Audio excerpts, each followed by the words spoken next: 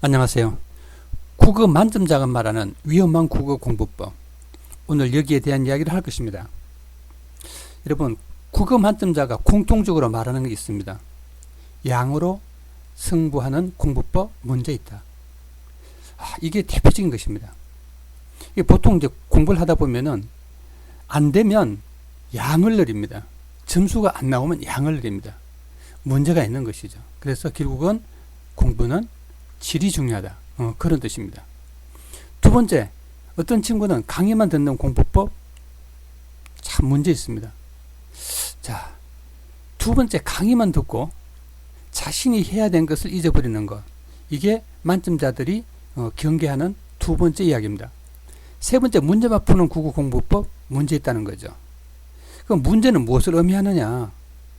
문제의 구조를 이해해야 됩니다. 여러분, 문제의 패턴, 문제의 구조, 이거 모르고 무조건 지문과 선지를 오가면서 지문과 보기와 선지를 오가면서 왔다 갔다 하는 국어 공부법 절대 늘지 않습니다. 그래서 문제의 구조를 이해해야 되는데 무작정 문제만 푸는 공부법은 굉장히 한계가 있습니다.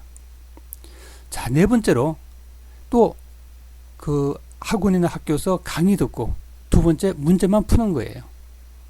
이런 공부법 굉장히 위험합니다.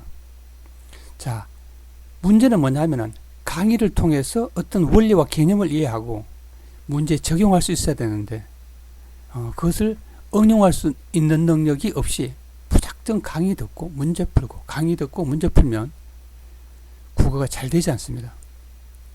자, 그 다음에 다섯 번째, 오답 체크하는 공부법이에요. 여러분, 오답 체크라는 건 뭐예요? 문제풀이 중심으로 하는 거예요.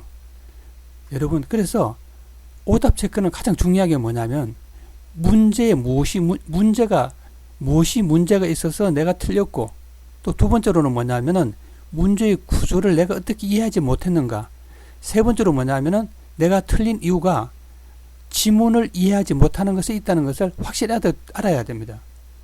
그러면 국어는 해결됩니다.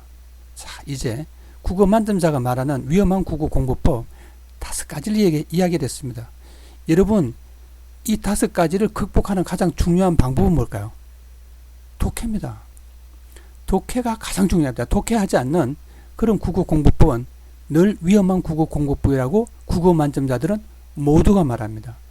자, 이제 여러분도 독해를 하세요. 그 다음에 학원을 다니든 여러분 혼자 공부를 하든 인강을 듣든 독해를 하지 않는 강의는 듣지 마세요. 많은 사람들이 말로는 독해를 한다면서 내용 정리를 하거나 해설을 하는 경우가 많습니다. 여러분, 내용 정리나 해설은 그 독해 아닙니다. 자, 독해를 하세요. 감사합니다.